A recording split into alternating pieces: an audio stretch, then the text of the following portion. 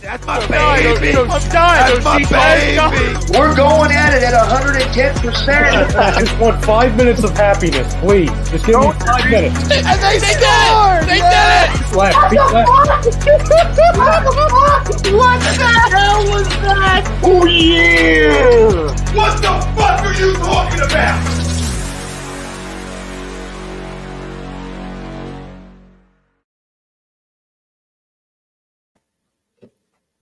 All right, what is up, fam? We are back for another episode of the Weekly Roundup. I'm your host, as always, Stephen Rochelle, being joined by this guy over here to my right, Mr. Zach Barr. How are we doing this afternoon, this evening, brother?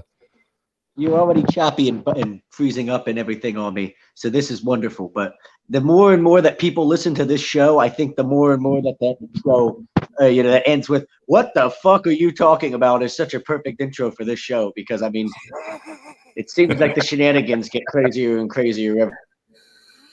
Yeah, we have fun here. Like, the hell are they talking about? Give some fun. So yeah.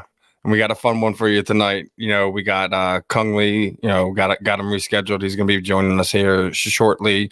Going to be talking some baseball, some trade deadline thoughts. I guess we'll put it to you like that. The Phillies are going on live right now, playing the Pirates. You got UFC Fight Night live going on, Hall versus Strickland.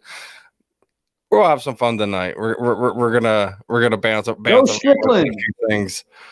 But before we get into all that, as always, this show is brought to you by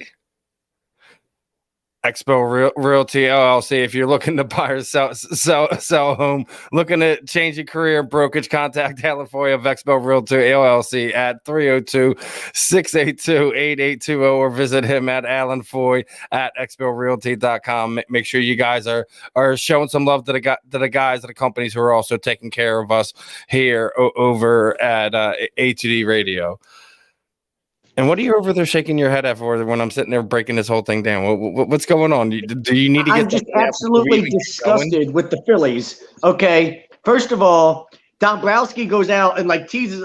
I feel like we could have presented a better package for Barrios. I actually would have been okay with giving up Stott, Abel, and like Alec Boehm even. But I think you could have done Stott, Abel, Spencer Howard, and the two minor league prospects that we sent to Texas all for Barrios.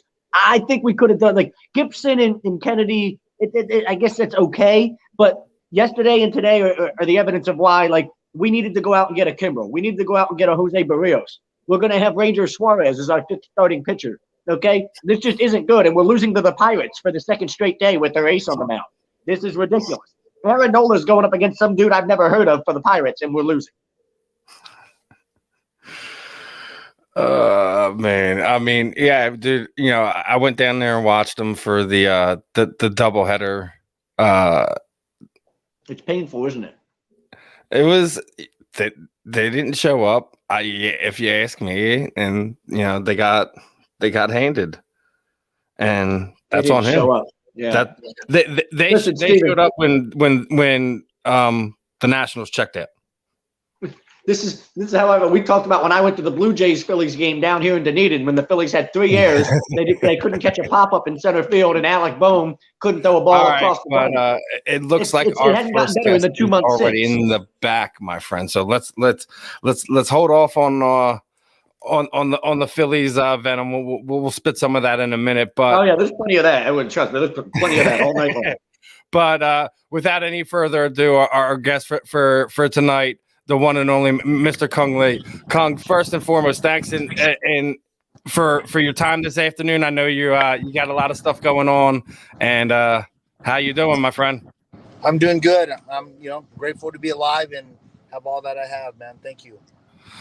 Hey, man, that's we can be just blessed for each day. We all got trials and tribulations. We all go through things, but as long as we got a roof over our head and our kids are happy, life's happy. It's a good day, right? That's right. God first. Yeah. And speaking of which, I got to ask, how did your son's fight go? My son, he went his first ever Muay Thai tournament. He went in, won his first fight, in his division, and then they asked him to fight in a different division. I guess someone who was like 1 year old younger than he was, and then he won that too. And then after that, they asked if he wanted to do one more fight, and it was someone who's heavier with more experience, and he won that too. So 3 fights, 3 different divisions, and it was literally back to back to back. That's great, dude. That's great. I guess it's also beautiful, some of that stuff's open up. We got lion fights going on over in Italy tonight too. Speaking of Muay Thai. There's a lot of martial arts stuff's going on right now. So yeah, you're on your way to Bellator, right? I am. I'm on my way to Bellator right now. Got to get your opinion on the main event. Is Pitbull gonna pull it off, or does AJ do his thing again? This is a super hard fight to call. I just feel that, they both have their own skill set, but Pitbull's a lot more accurate, and then he's dangerous with that front choke. So, I can't tell you. I'm actually going for McKee because it's like a father and son team. So I'm going for the underdog. Yeah. Anything you think he's going to lose a little bit, having trouble making weight, or that's all done and over, and they're gonna throw down when this thing when the bell comes ringing. I actually think it's going to be like a barn burner. We'll see. It could be Pitbull can catch him in that front choke if McKee shoots in, and they both have good power in their hands. But I think if it's going to be standing, I think it's going to be Pitbull with that, that power punch. Now, obviously, this is your first time on here, Kung. I want to kind of give you an opportunity for maybe some people who are A2D listeners, but not really kind of big combat sports fans who may not know who you are. Kind of give them the kind of just bio, like what your background is, where you come from, and things of that nature. My name's Kung Lee. I want to say hi to everyone. I left Vietnam with my mom's side of the family, I guess, a week before the fall of Saigon. Came over here, between being picked on and get through life, I'm living the American dream now. I came here, became world champion in Strikeforce, and won multiple titles in different martial arts platforms, and I feel really blessed. All glory goes to God. Yeah, and speaking of Strikeforce, now I got to ask you about that. You were literally at the peak of your physical peak, your height of your career. You won the title, and instead of running with what was going on in the time in mixed martial arts, you decided to kind of take some time away and do your acting thing, and kind of see where that could go. What was kind of the thought on that? I know MMA was in a weird time where Strikeforce was being bought out by Zuffa in the UFC, and or getting ready to be bought out. I think it was within a year or so of that time that I think you made that announcement, if I remember correctly. Yeah, I had an opportunity to work with one of the most the highest level action director, Wu Ping. That we call him Master Wu Ping. He did The Matrix. He's done Crouching Tiger, Hidden Dragon, and from it was 3 projects going back to back to back, being directed by him, and then Pandorum, which working with Dennis Quaid and Ben Foster, and then a starring vehicle, which is Dragon Eyes. I just had a lot of opportunities, and I figure I couldn't fight forever, so I might as well start planning ahead of time to see what I'm gonna do, after my fight career is over, for me, my goal was to get into MMA. I started late, and I figure go after that world title, win it, but then after you win it, you want to keep fighting, but I have these opportunities, so I went with the plan. There's times I wish I could have done kept with the fighting, but then how I look at it is, if I keep looking back, then I'm not looking forward, and I'm not making like the next steps to for me and my family. So. I mean, I don't really think it was a bad choice if you really look at it. I mean, yeah, I mean, when you look back in hindsight, obviously we always have like coulda, shoulda, woulda. Like, I wish I made this decision over that. But I mean, in the end, like you were sitting there saying, you're trying to set yourself up past what was going on in combat sports. You were already kind of on the older side of things when it came to it as it was. You couldn't have guessed of how it would turn out over the next 2 to 3 years, how MMA was trending at that time. And at this point in time, you still technically have a line of income when it comes to acting. I mean, look of everything that's going on in the acting world now, where you're seeing a lot of our comic book films come to life on the big screen. It's becoming, you see a lot of opportunities now with. They're even bringing in like we're about to see Shang-Chi in the 10 Rings. I mean that was a huge Marvel comic back in the days, and we're getting ready to see that one. Like we're starting to see a lot of things where it's going to be really interesting to see what goes on in movies over the next 3 to 4 years. Well, I think first thing we got to get through right now is this pandemic. It's put a lot of people out of business, and it's crazy times we're living in. So I'm just kind of trying to navigate through that and make sure my family's okay, and keep food on the table. That's my goal right now. Absolutely, and it is something we're all worrying about, and it looks like we're on the precipice of might having to go back into another lockdown. And how have you been dealing with it with the last year and a half? I mean, I've talked to a lot of athletes, but you're on the other side of that as a former athlete. Like, how rough has it been? You're out there in California, so I think it's probably one of the rougher areas to be in. Being one of the largest cities in the United States, so. Want to kind of get your perspective. Well, I think things get more difficult when government suck. Our governors suck, and it's truth. I mean, they're just a bunch of puppets. Basically kissing a lot of elites' ass, and it's just sad times, and with the forced vaccination and this pandemic, it's just there's a lot more behind scenes, but I think just stay off that so we don't. Oh, I'm with you.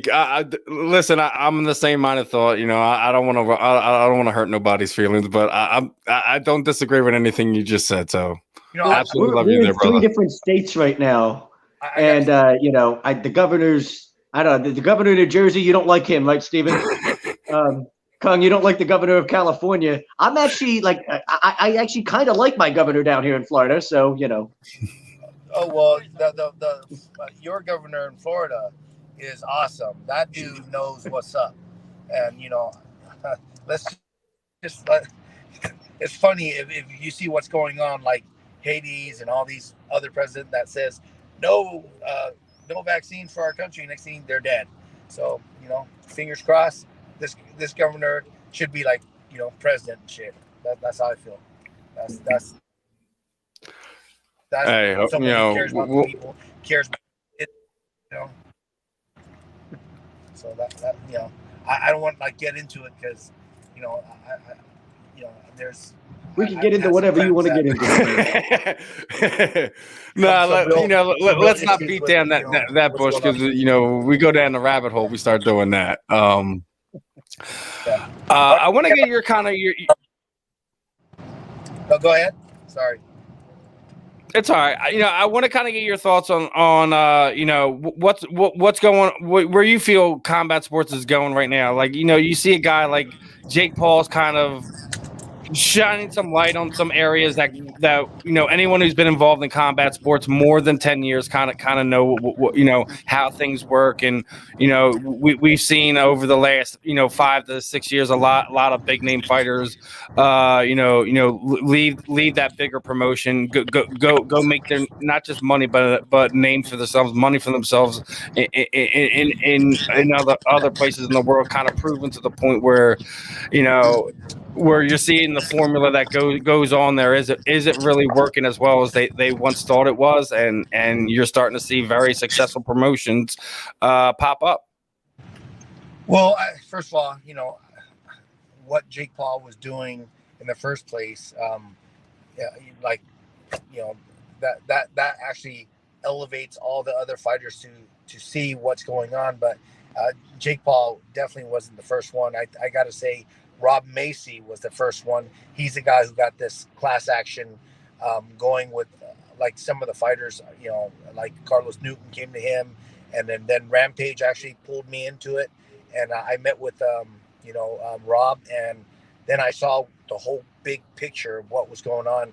And then I said, sign me up because, my son, Anthony, he looks like he wants to fight. He wants to follow in my footsteps. So I want to make sure that he doesn't have to go through what I had to go through and what other fighters have to go through, knowing that, boxing, they have the Muhammad Ali Act to protect them and to give them fair market.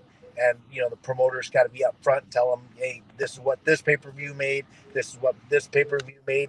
And then their team can negotiate a fair market value for them and not, get only take, share in 15% of what the profit is for UFC, while UFC walks away with 85%, while they just sit there and really, don't they just sit there and collect the money on the fighter's back, on the blood and sweat, and the fighters risking their lives. They're the one who's collecting all the profit. That shouldn't be that way. It should be like boxing. So. Yeah, I mean, like I said, anyone who's been following MMA for more than 10 years, 15 years, kind of knows where you're going with this. And what I kind of want to see is my poll question for your interview tonight is does the UFC antitrust lawsuit actually bring real change in combat sports? And I want to hear anyone's fans agree to disagree.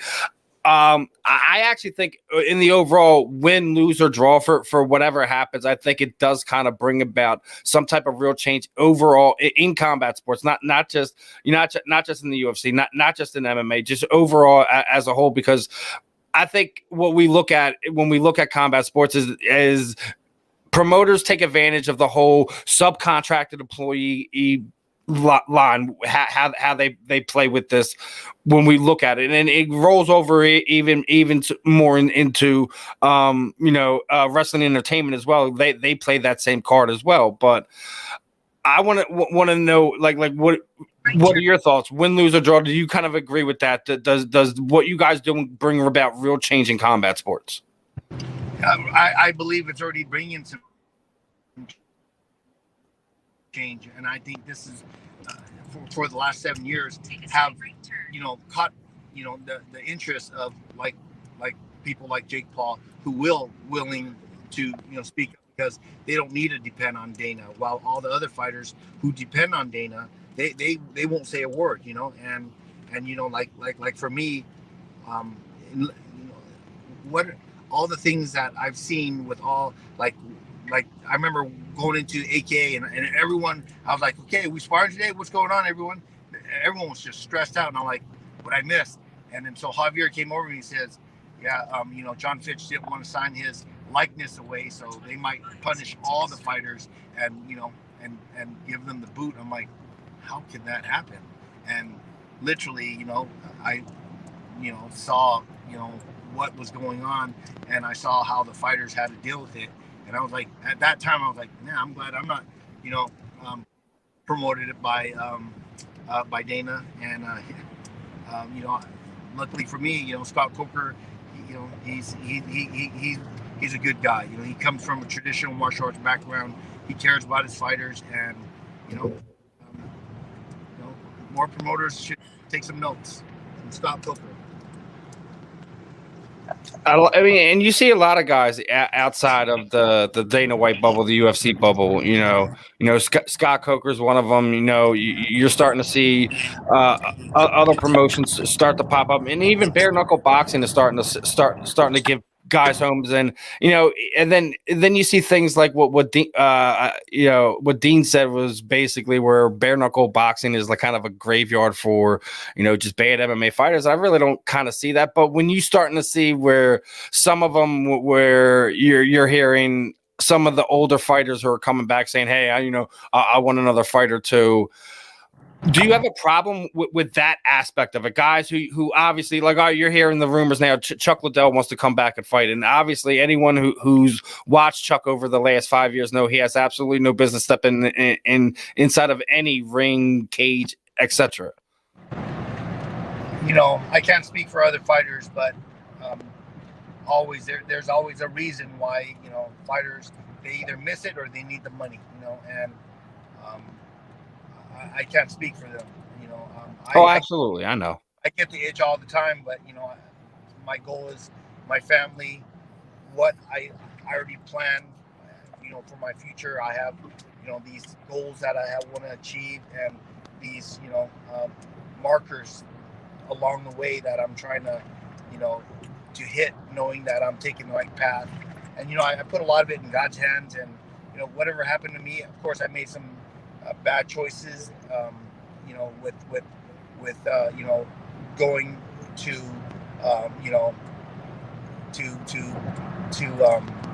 do a film when I could have fought, but I took that risk, and I think I see it paying off now because I'm able to make money in different arenas and know more about the producing game. And out there it's always the people on top always trying to take advantage of the people on the bottom, and just like me, I'm just trying to navigate through the world.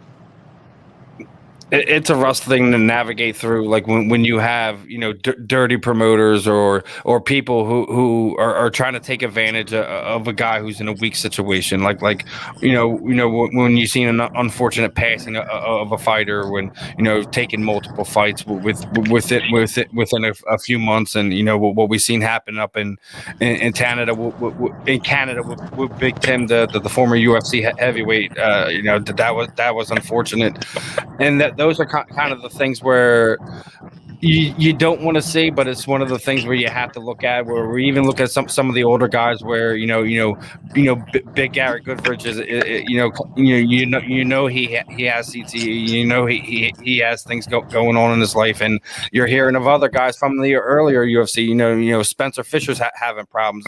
It's rough to sit there and see some of these guys who are people who grew up with the earlier UFC, your era of fighters, starting to see them kind of holding on to things they probably shouldn't do, regardless of whether it's a money thing or a need thing. That's why that as we talk about that they should be doing more for some of these guys, that they grandfather into some of these positions or whatever. It's rough, I guess, when we talk about this, because it's one of these things where we feel they should do more, but they always come with, again, I guess the corporate stance. We've done X, Y, and Z. We've done this. I get that, but I guess that's what at the end, what the overall goal, what you guys are doing with the antitrust suit is hoping to accomplish. Yeah, you know what? For me, I'm fighting for 1,215 fighters, but I feel like I'm fighting for, the future as well, and also the fighters in the past. So, I'm just doing my best, leading this charge along with John Fitch, Brandon Vera, and Carlos Newton's the one who, the whole lawyer, the whole team behind this. Everyone's working so hard. We've gone so far. We all and us, fighters, Nate Corey, Javier Vasquez, we also, spent our own money to go out to, Washington to pushed the Ollie Act from boxing to MMA. So it's not like we're not just, in this law, anti-lawsuit. We're trying to make a change all the way around for all the fighters, and I believe in the end, we're going to win. Well, I mean, I'll always be a pro fighter. Promoters are a dime a dozen. Eventually Dana White will fade away. Obviously, I'll leave his footprint here, but I mean, it's rough. I kind of say Dana White a lot. I mean, we have to talk about it. This is the UFC thing. I mean, he's the guy that they kind of put out there in front, and he does make a lot of decisions and makes it rough for a lot of people. Obviously, anyone who's paid attention to the sport, seeing what he's done to Ariel Helwani over the last 10 years. Yep, I mean, Dana White is, the face of UFC pushing it, but no one's going there to watch Dana White fight or watch Dana White. They're all coming for the fighters. The fighters are the product, not White. So Dana White wouldn't be anything without the fighters. You can have all the money in the world, but you don't have fighters. Then what do you have? You don't have anything. It's the fighters make the promotion. So you should take care of the fighters. But I guess this world is full of greed, and definitely greed is definitely shoved up in some of these promoters. We see greed on all levels. It doesn't matter what we're talking about, combat sports, boxing, whatever. It's prevalent in a lot of sports. I think it's a little bit more dirty in a special way when it comes to combat sports, because there's already still this thing that you're still growing in this way, and you're just chopping guys, girls, etc. off at their legs.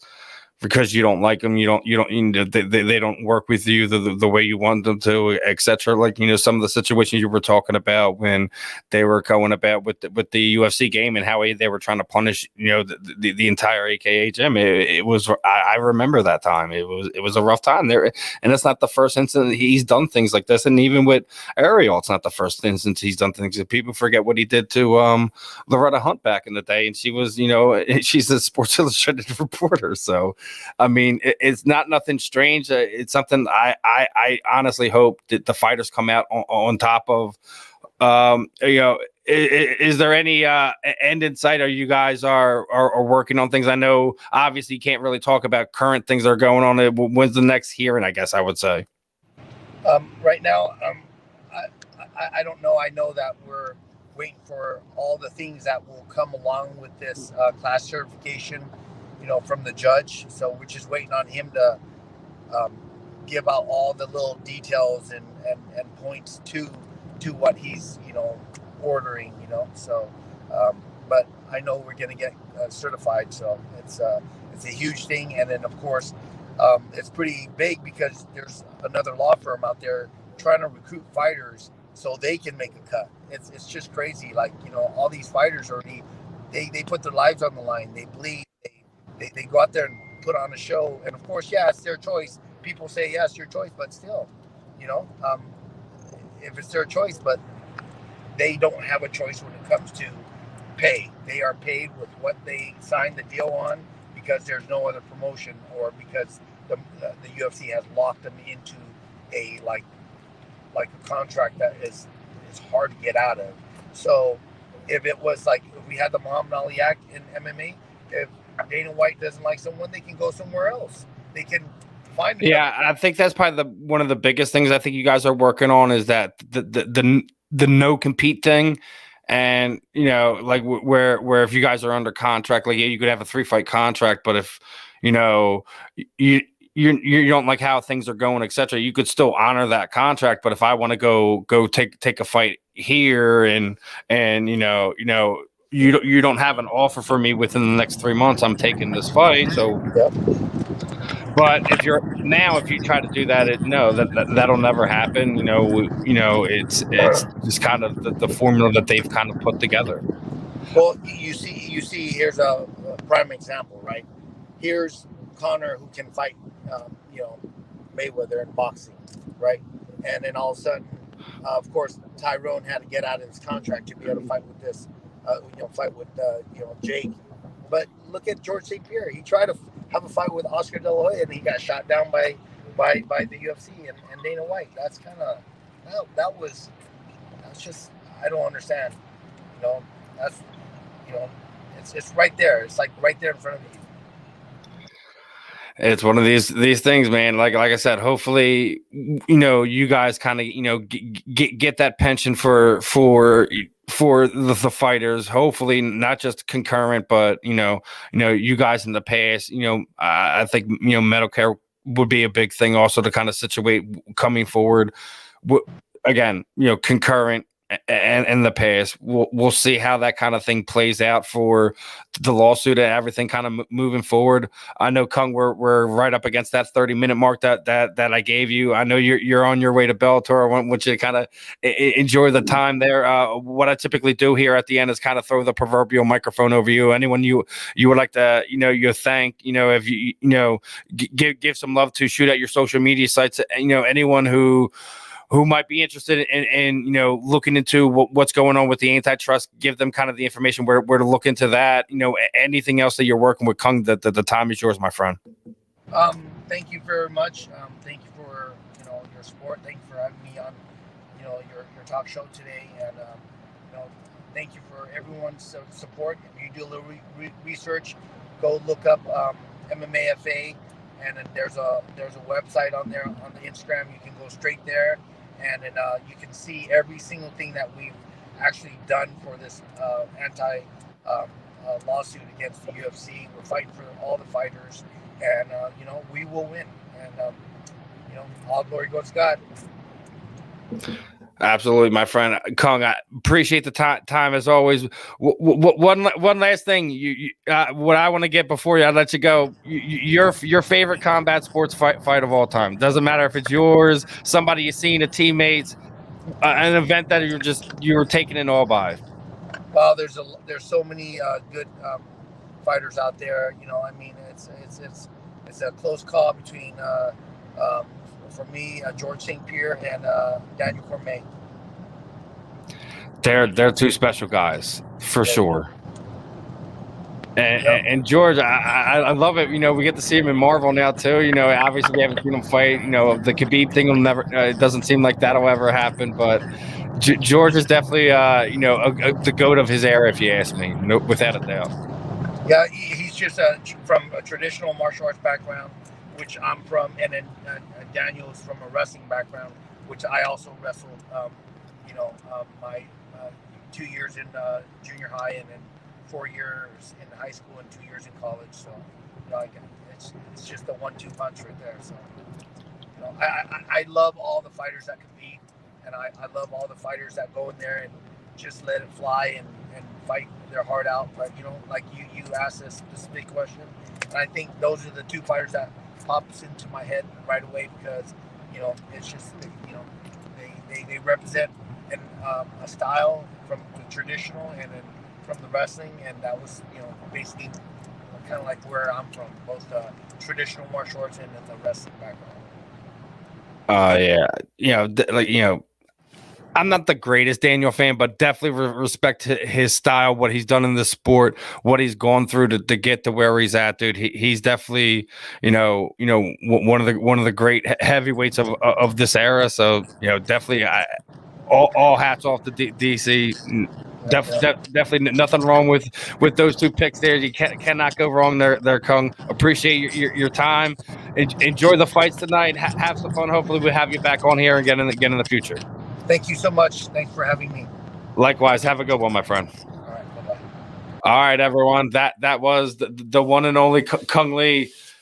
Definitely a fun one there. Looking forward to seeing what happens with the antitrust suit moving forward. And hopefully, like I said, it puts a better environment, breeds a better environment for some of the UFC athletes. And as far as Prism's questions here, so let me get to you there, Prism. So Dana White, it's just basically anyone who doesn't spin how they kind of spin it the way Dana doesn't like Ariel because he beats his beats.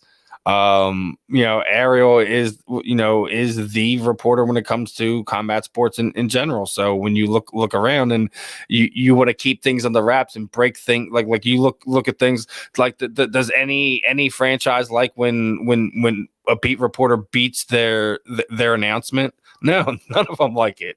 So, after more than a handful of time that Ariel did it, he just doesn't like them. And then, he's a real reporter to the extent where, he asks questions and pushes those lines. And those are why people like Ariel kind of get rubbed the wrong way by Dana. But as always, appreciate the love and support there, fan Breezy here, Prism. But we are, half hour in. What do you think of Cung, my friend? There's good conversation. I was hoping. I know he wasn't watching the fight because he was driving. I was hoping he was because I don't know if you were watching the Kamaka fight. I didn't even pick my head up. I was just so in tune to talking to him. First of all, it ended. How's the trip going? I know you're taking a ride right now. Where you at? It ended in a majority draw, Steven. Oh, those are tough ones.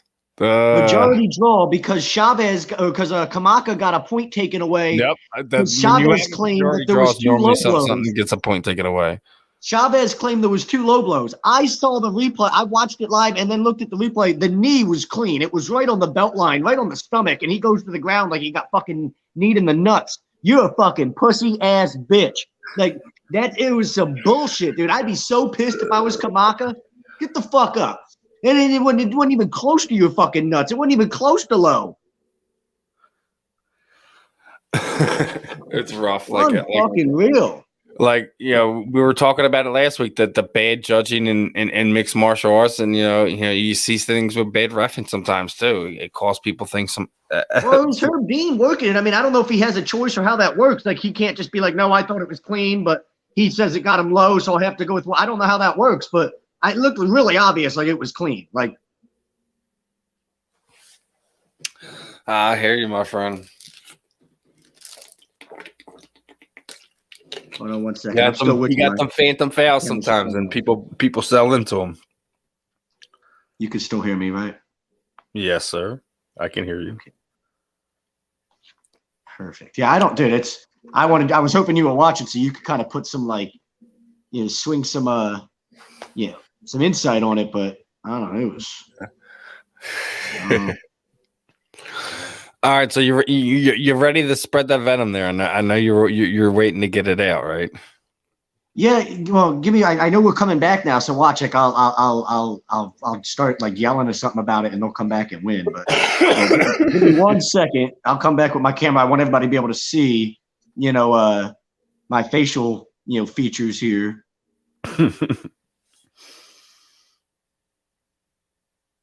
But I was just checking on that. Good. I've got money on I've got Rafa Garcia in the next fight. So I've got him, and then I've got Strickland in the main event. But yeah, I mean, we talked. We talked about the D. Smith torn ACL via Rappaport. What are you talking about? Devontae Smith torn ACL via Ian Rappaport. I'm seeing a lot of things right now. Did you see the Evander Kane news? Did you see that one? I knew that the guy had been we had heard he had been in trouble for gambling debts and stuff like that with Vegas casinos. He owed gambling debts to Vegas casinos. Vikings, Obiasi Johnson suffered a torn ACL in practice. I didn't see anything else about Devontae Smith. I don't see nothing. Ian Rappaport. Well, hopefully it's not Ian Rappaport, because that's not how Ian Rapport's not a guy. That might be an Ian Rappaport, parody account. Let's be careful there. Anyway, but yes, I saw Evander Kane is being investigated. Steven, how about this? This would be big news if true. Smith is being evaluated for a leg injury. Oh God, Jesus Christ! Oh man, that would be Why can't we have nice things? Yeah, see? There we go. We cannot have nice things in Philadelphia. Evander Kane being investigated by the NHL for betting on his own games and attempting to lose.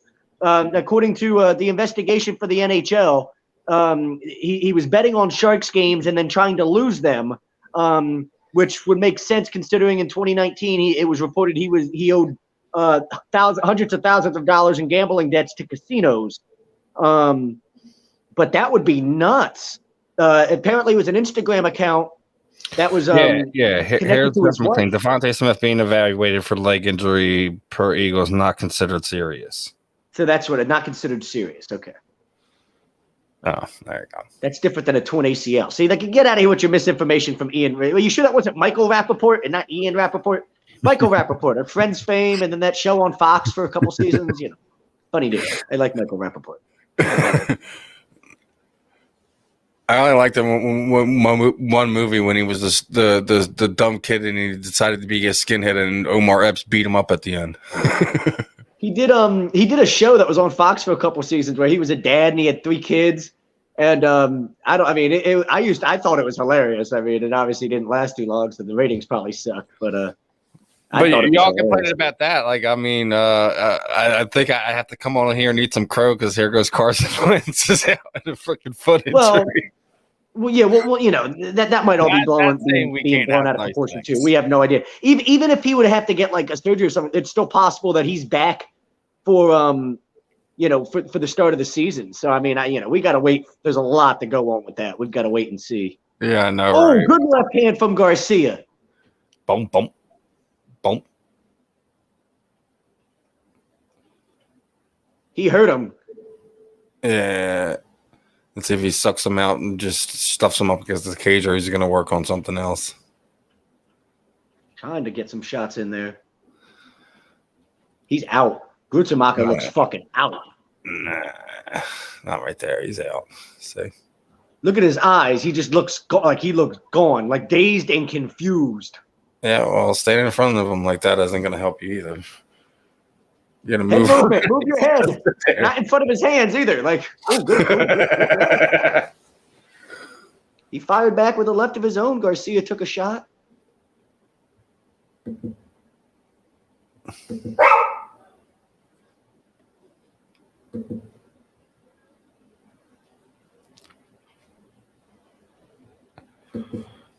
So we got Bryce Prism and Don Don up in the house today. Yeah, I got to pay attention to this fight. Come on, Garcia. You got money on this one or no? Yeah, I got Garcia as part of a parlay. Really, Bryce? Really? Are you trying to set Zach off? Yeah, I mean, listen, I don't think it's a bad trade for what it is. Kyle Gibson and Ian Kennedy, and you gave up Spencer Howard and 2 prospects that nobody gives a fuck about. With Spencer Howard anyways. Yeah, like we were done with that. The Spencer Howard that whole thing was done here. He needed a change of scenery if they were going to save his career. So, that trade, in and of itself is a good move, but it's just not like great. Like Kyle Gibson. Ooh, like we lost to the Pirates yesterday, 7-0. I need more than Kyle Gibson. Like.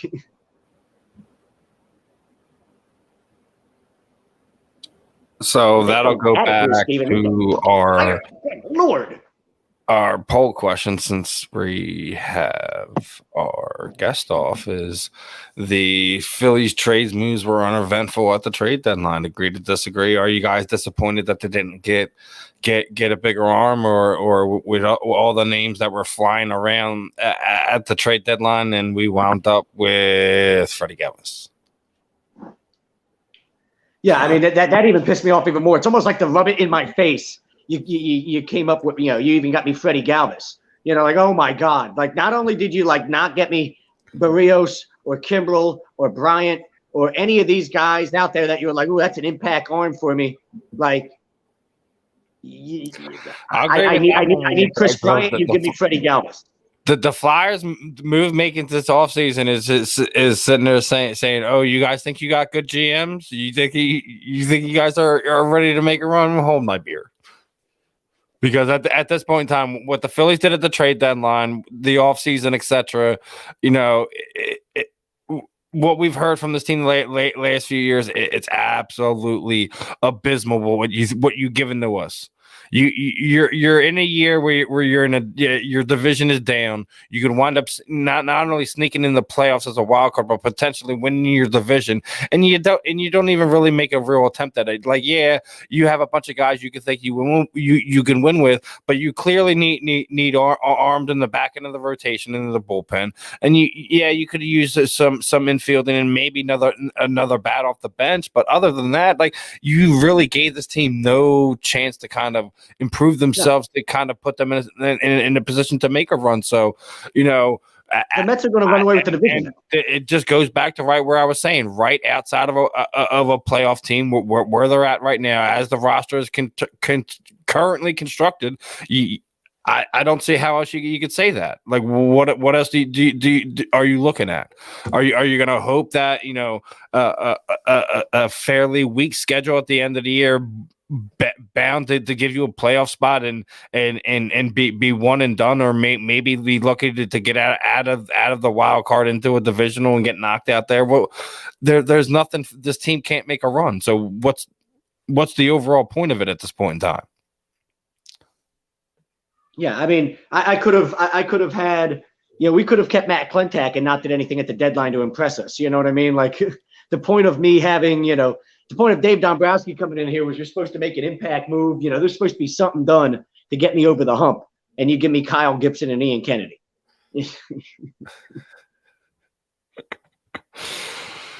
I mean, it's I get it. We gave up nothing to get him. Like, I get it. Like, it's a good move on the face of all of that, but like, it's just not like you needed more type of thing. All right, is it better than nothing? But what are your thoughts on that one? Is it better than nothing, or are you? You said you're okay because you gave up nothing. I mean, Spencer Howard wasn't doing me any good. Kyle Gibson's, I think, still under contract for next year at $7 or $8 million. But I mean, like, how much? Barrios is under contract next year too. You know what I'm saying? Like, I could have given up. Tell me, if it would have costed you Bryson Stott, Mick Abel, Spencer Howard, and the two prospects that we sent to Texas, instead you send Howard, those two prospects, to go along with Mick Abel and Bryson Stott to Minnesota to get Jose Barrios. I mean, I'm down with that. I'm in on that deal. Like,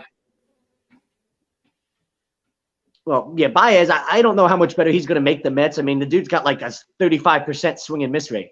Like, the dude, right now, the dude couldn't hit a hooker in a brothel in Vegas. So, it's just more of a sexy name than it is anything else for the Mets. But him and Lindor up the middle, I mean, it's sexy. Yeah, that's sexy, them defensively up the middle. But, Baez is more of a sexy name than he's the guy that's going to step in and, like, he's not hitting you 40 home runs or anything like that anymore. So what about this one? Might as well not even do a show. It's over. Phil's ain't going anywhere. Nola falls asleep all the time. Yeah, Nola can't beat the Pirates at home. I mean, good Lord. It's rough, ain't it? And now Garcia's on the ropes. Yeah, he's getting his fucking ass kicked. God. All right, Povia's got something for you. Yeah, I agree. I didn't say it's not a good move. Like, again, like, the trade on its face is a good move. It's just not like what we needed. You needed the closer, right? Yeah, I mean, we needed to go for, I mean, Kennedy, is going to be a guy that's going to be pitch well in the back of your bullpen, and I think that's maybe why they did it. They decided we get a starter and a closer out of this, but I'd rather just have Barrios, right? I'd rather just have a guy like that. Like, give me the arm, give me the, give me the stuff. Can we talk fire? No, we can't. Not yet. We still got a little bit more venom to spill on this on some of our Philadelphia teams. The NBA draft has come and gone, and Ben Simmons is still a 76er. Are you happy in any way, shape, or form with this team right now, or is it that where we think the value is for Ben Simmons is way off, that between his play, the fan base, the media, that we've run his value down to, we're the point where we're going to have to settle for what we get for Ben Simmons instead of getting the maximum value for it? I don't know what type of offers were out there. I don't know what types of trades were, talked about. Where I stand with the Ben Simmons thing. As much as it's going to annoy a lot of Sixers fans, I'm not trading the guy just to trade him. I'm feeling like I'm getting a good deal out of it. I'm the one with all the leverage here. I think, you heard Woj or one of them talk about it on draft night, that there really is a lot of, kind of on both sides. Like, Ben Simmons doesn't want to go out this way and kind of like leave on this note. And the Sixers would really like to, not look this bad in the whole deal too. And there's kind of interest on both sides of them trying to work this out and figure out a way to, make this all work going forward. I'd rather go with that. And as frustrating as that might be to people, you got to hope the kid figures it out or whatever he needs to do to figure out, become a better player. You roll with it. That's better than just trading him for, Buddy Hield and, 2 draft picks that aren't going to become anything. Like, if I'm trading him, I'm getting, De'Aaron Fox, right, from Sacramento. I'm getting Tyrese Halliburton. I'm not trading the guy just to trade him and get rid of him because I could say, oh, I'm tired of him being in the Sixers uniform. Okay. And I'm with you to a point, but I don't think – I'm with you. I don't think neither one of them wants to end like this, but I don't see how you can go forward currently constructed and with him currently, with his approach about the game. We hear each year, oh, he's working on this, and we've never seen any change in his play. There's no development of anything. The free throw shooting seems to be getting worse. Like, it's really at the point in time, like, yeah, I'm with you where you still want to get value. I don't think you should settle. Him on another year on this team could be disastrous for his mental well-being, because I don't think he can deal with what this fan base is going to throw back out at him. So maybe this is his wake-up call. Like maybe he legitimately believed, I can just get away with all this, like, whatever, yada, yada, it is what it is. And now finally he's realizing, damn, you know what? I'm not. Like, I can't just show up and do that. It's not the way it works. I've got to bust that, work hard and start, busting my ass to get better and improve the areas of my game that are my weaknesses, because that's just the way this league works. Maybe this is the wake-up call that he needs. I don't know, but but even if it's not, the answer isn't trading him for a new bag of basketballs. Like it's a couple of Spaldings and a new wax job on the hardwood. Like, it's not like this. You do what you got to do. What's good for basketball? I understand it's frustrating, and watching him play basketball sometimes wants to make you punch yourself in the face. I get it, but like, that doesn't mean, like, you don't make a problem worse, and compound that problem by just going and making a stupid trade just to say, oh, we got rid of him. Right? That's like getting a girl pregnant and being like, okay, here, marry me. Like, you just, like, that did nothing to make this situation better. Like, you might think in the moment it made it better, but like long term, like, this probably did nothing but just compound an issue that was already going to be, kind of a big time issue to begin with, and now you're going to just make it more complicated by doing that. Don't compound the issue. Yes, he struggled. He's had, hit rock bottom this year, kind of had a career low year, and the fans have had it up to here with him. They've had enough. Great. You know what the fans also aren't going to like? If you trade him for absolutely nobody and we get nothing in return, and then you look back in 5 years and say, wow, like, not only did we waste him as a draft pick and a player, we also got nothing in return for him. That's where we're going to be at. If you're going to give up on him, you got to get something in return. It's pretty much where we might be at with Carson and everything said and done too. Well, But here's Ted back. But wasn't the report Ben and his agent working with the Sixers in a trade? Now he's supposedly not answering calls from us. We had to fly to L.A. He lacks killer instinct. Go Sixers, get Dame. I'm with you there, Ted. But I'm at the point where I'm thinking Dame might be just out of reach for our blood, whatever it is, or their asking price. One of the two. You take your pick with it. If the Dame thing's going to happen, it's going to come to a It's going to happen like when the James Harden trade happened. It's going to come, we're going to wait until after the off season's over. We're going to get close to the regular season, the preseason, and that's when, you'll see that pick up a little bit. It was either going to happen before the draft or it's going to, we're going to have to wait a little bit here for it. And your thoughts on the draft? What do you thought on the 2 picks?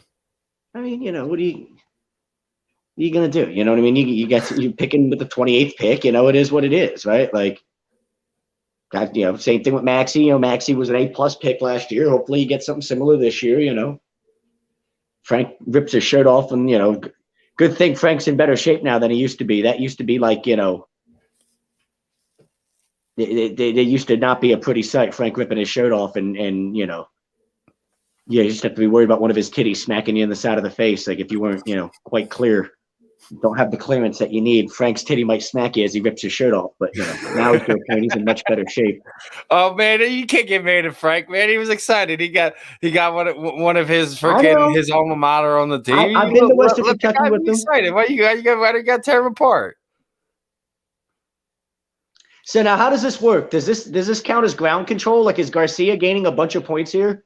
I mean, not a bunch of points. It's just that he's controlling where the fight's taking place, and he obviously, you see Grusamazer's freaking blood all over the mat there. He has, it looks like side control right there, and he's working him over.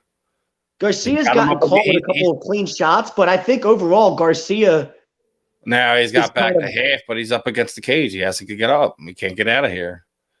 And you got a guy like Garcia who's got good control and top pressure right there, and now he's starting to get his way back up. There you go. Let's see if he can mix them now. Now that they're back on the feet, here we go. See what happens. This is a dog fight. That was a nice uppercut, even though he don't got nothing on him anymore. That's why it just didn't really do anything. Yeah. You had the last 2 minutes of the fight here. Here we go. See what happens. Yeah, they're both out of gas. That's why Garcia took him to the ground. But yeah, exactly. Bryce Frank went off. He was pumped. Did you not see the video? Gotta love Frank. Sorry.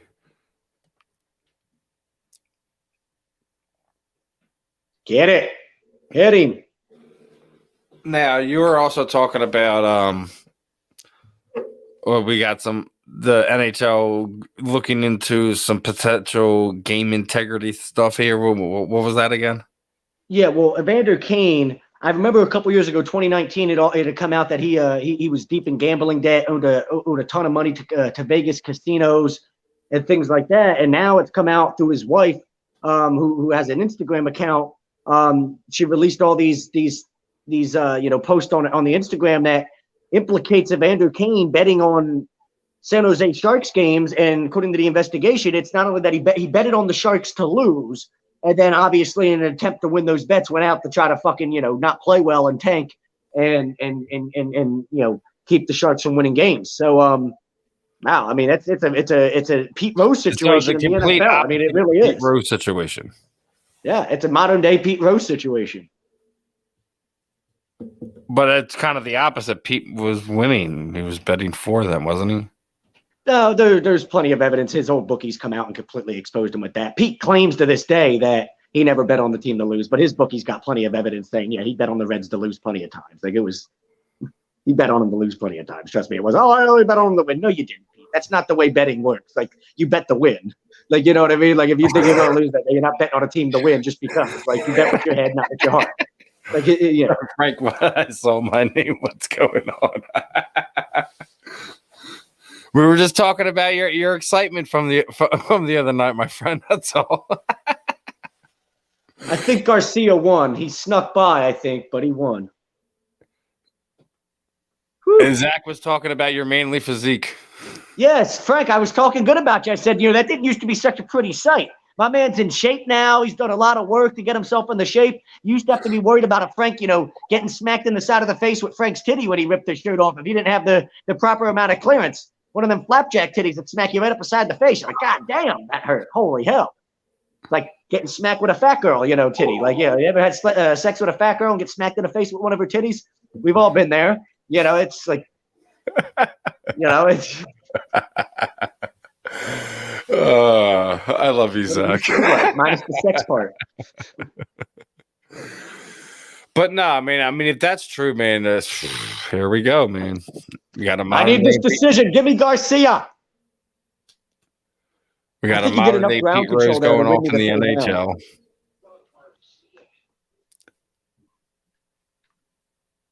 But I mean, I don't think he's quite on the level of Pete Rose. We can't put it on that level, right? Yes, Jason, it was. It was absolutely. Look at these two. Get the fuck out of here. How does a guy win the fight when he's laying on his back on the ground for half the fight? I'm going to stop betting on UFC. Holy fuck. I'm telling you that the rough part is that it's the refereeing and the judging, and there's our boy Paul. How does he win that? Why? Because the other dude, like, I mean, like, I don't like, he caught him with a couple clean shots. Like, good for you. Like, you were laying on the ground for like 3 minutes of the fifth round. You definitely didn't, or 3 minutes of the third round. He definitely didn't win the third round, and he definitely didn't win the first round. So how does he win the fight 29-28? The judges. Now I've got to go bet on something else to try to make the money back I lose on that one. Good fucking God. It's retarded. It's rough, man. Okay, well, that's why you don't see my camera. You still should be able to hear me, but now I've got to go figure out bet on some of the current baseball games and combine them with the games tonight. And speaking of which, you were telling me right before we got on that you've been taking advantage of our good friend Cameron Roop's betting advice. Yeah, well, he said you got to follow this guy, Ryan Spader on Twitter that he does, all of this, podcast work with, and I've won him back-to-back nights now. So, so what were you betting on? Let me hear it. Let's see what the breakdown was. Well, the one that we bet on earlier didn't work. So what he recommends to do when you bet on the earlier games and something doesn't hit is refire on some of the late night games that you like, and you go from there. So right now, like we'll bet on all the teams that are winning probably late in the games and just hope they hold on to those leads. And then you bet on the late night games as well. What about the Phillies and Pirates now? Here we are at the top of the seventh, and they're down 2-1. I'm not betting on the Phillies. No, not after Thursday's heroics. Nothing.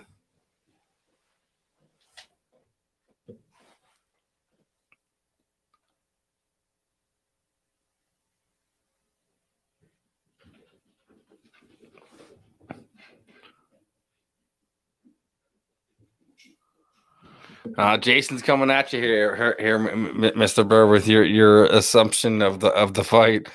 Said all we did was hold him down, no damage. When Chris put damage on him for 2 minutes straight on the feet.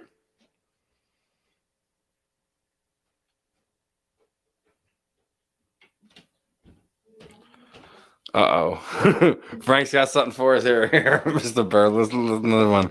He said, "Truth, there may be something awesome coming out soon. I'm not going to spoil it. You just have to wait and see."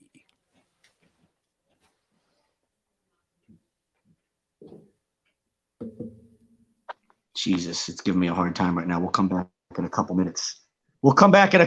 Steven. Try to fire some bets off. Who's coming back in a couple minutes? I'll go back to Bovada. The lines are changing hardcore right now because the Indians just came back from a 6-1 deficit to take the lead over the White Sox. A lot of shit going on right now, so the lines are changing heavy. It's all right, brother. It's all right. It's all right. Actually, we do got something we could talk about too right now as we're waiting. Phillies are going on. You got UFC Fight Night going on, but since the last time we've been on, the whole the whole Simone Biles thing. What do you think? People, she's pulled out of I believe two more events over the last few days.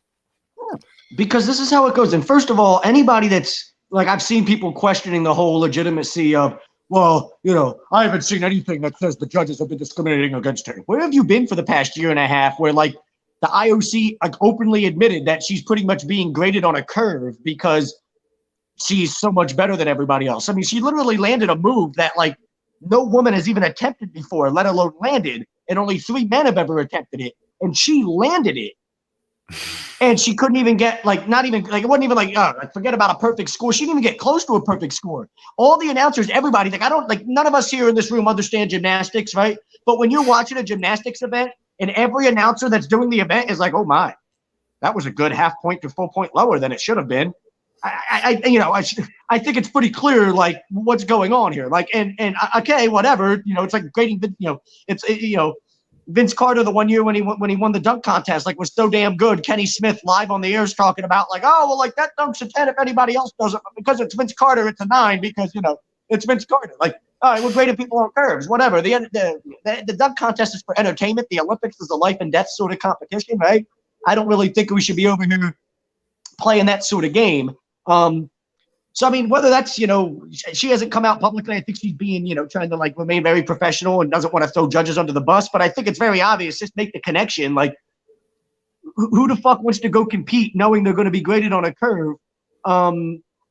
It takes away from everything. And not only, like, from the competition standpoint, but now, like, the story if she competes and does something spectacular like she usually does and the score is a little bit lower, all of a sudden that's getting talked about because she's Simone Biles, and regardless, she's going to get talked about, good or bad, right? So she's like,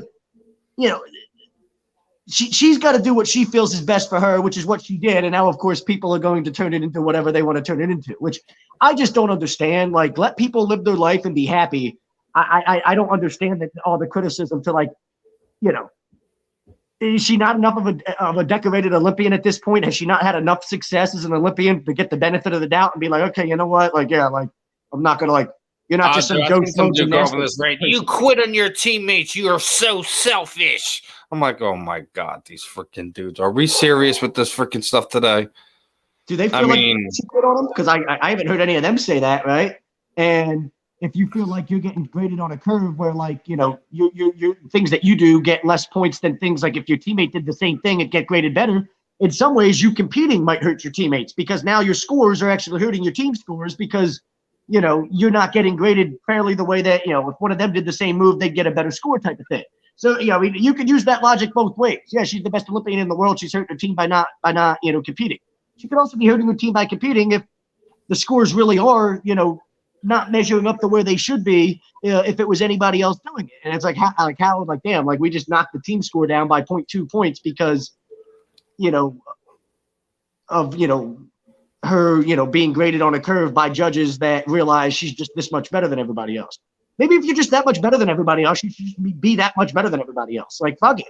Like, could you imagine that be like going back in the day, like Michael, you're so much better than everyone. Your points are your 2-pointers are only going to be 1.5, and your 3-pointers are only going to be 2s. Like, Shaq's the most dominant big man in basketball, right? Wilt Chamberlain, the most dominant big man in basketball. Let's make the basket 15 feet now instead of 10, just because. Like, yeah, I think it's. Be like, everyone, you have to shoot on the 10-foot one. Okay, you guys have to shoot on the 15-foot one. Whether that's going on here or not, I mean, none of us are idiots, right? You can debate it. Right. Like, none of us are idiots, though. Like, you could connect the dots and read the writing on the wall, and that writing's been on the wall for a better part of 2 years now. I mean, this has been being talked about by all these. Whenever you watch any of these national gymnastics events, it's been it was a simple Google search. Go make a simple Google search, and you'll see articles from USA Today and all types of shit over the past 1.5 to 2 years. When she's been competing in events that have been leading up to this Olympics, where it's been talked about, and like even Simone Biles has been like, yeah, it is what it is. Like, there's not much we can do about it. What are we going to do? Like, sit here and like not compete? Like, it is what it is. Like, we're aware that they're going to grade us, the way that they are, and you just got to grind through it and keep doing what you're doing. And this was an article I did from 1.5 years ago. So it's like, imagine, like, now that here we are 1.5 years later, and it's just, Jesus Christ. Like, I've been talking about how much this bullshit is for 1.5 years, and here we are still having the same conversation. It mentally, I think I would have snapped then. Like, I wouldn't have been professional enough to be like, oh, it is what it is. Fuck that. It is what it is. You judges are a bunch of assholes for doing this. Like, I would have been calling people out like that, you know? But, you know, what are you going to do? You know, it's a tough spot to be in. And, you know, I don't know. In a lot of ways, like, think about it. If we all watched her compete in the Olympics and we could all blatantly see with our own eyes that there was something fucked up with the judging, that would even take away from the event. You'd be like, wow, this Olympics was a total dud because of that. Remember, there was a figure skating 20 years ago. There was a figure skating scandal like that at the Olympics, the Salt Lake City Olympics, that was in the U.S. in 2002, where they gave it to the Russian figure skating team, even though like they had like clearly like they had stumbled during one of their landings and it wasn't clean, and the Canadians did a very clean routine, and everybody there was like, something's fishy here, and it was so fishy the Olympic Committee did a investigation, and like 2 months later figured out that there had been some type of corruption between the Russians and one of the judges and some type of bribery going on. So they gave a gold medal to the Canadian team too. And both teams, the Canadians and the Russians, got a gold medal for the figure skating competition. See, Bryce remembers what I'm talking about. It wouldn't be the first time something like that goes on. You know, like these people to think that like shit like this, like it's not crazy to think that like judging, like we just talked about the judging in a UFC fight. Imagine judging in the Olympics where you've got how many different countries there, people from different countries there representing, you know, and judging these things. Like it just is, you know, it happens, and it happens quite often in these types of international competition. Yeah, it's not something foreign to us or anyone. You know what I mean? You know, like I said, I've been watching combat sports for so long. You've seen some decisions, and you're like, you can pull one of the timelines and just be like, you know.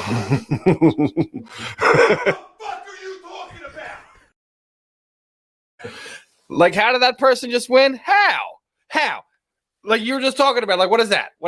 Like we seen it last week before. We know Miranda Maverick and Miranda Barber.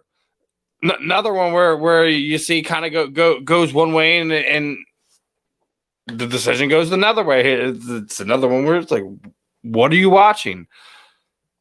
We're gonna. Yeah, I don't know. I don't understand how they. We're gonna have problems with judging this way it goes in combat sports, and obviously, like we were just sitting there talking, we see what goes on internationally too.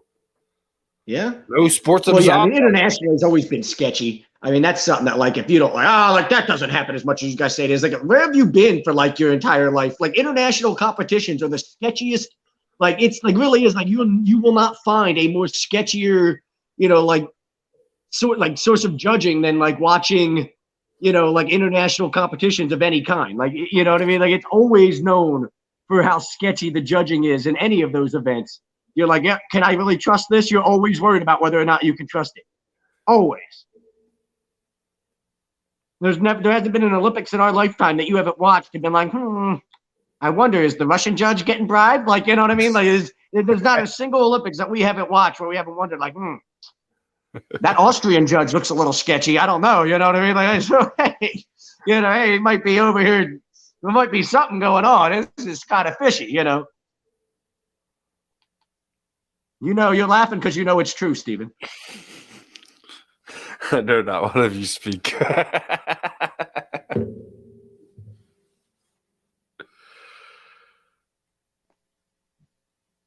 Jesus, all the teams that were winning earlier. Good. So at least my my UFC parlay wasn't going to get fucked over. So far, so just good. Because of that. Yeah, there was other things that were going to fuck it over, so we're fine. Dude, when I pick a team to bet on, can it actually let me? What the hell is going on here? Oh my god! You all right there? No, I click on to try to bet on the team, and it doesn't let me click. It just like. Fucking crazy. It's crashing on you still. I don't fucking know what's going on, Steven.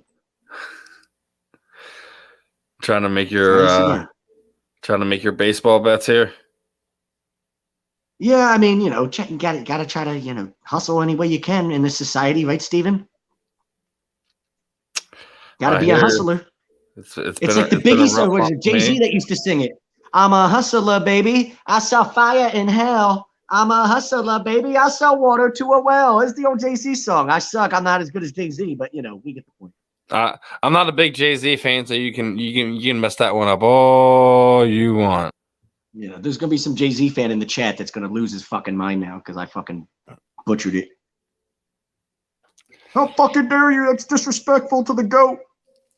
Think Brock's coming back? I think that goes right in line with what WWE's doing, considering Cena just came back fairly recently. So yeah, Brock does come back. I think so. I'm with you there, Ted. Brock is coming back. Just question is when.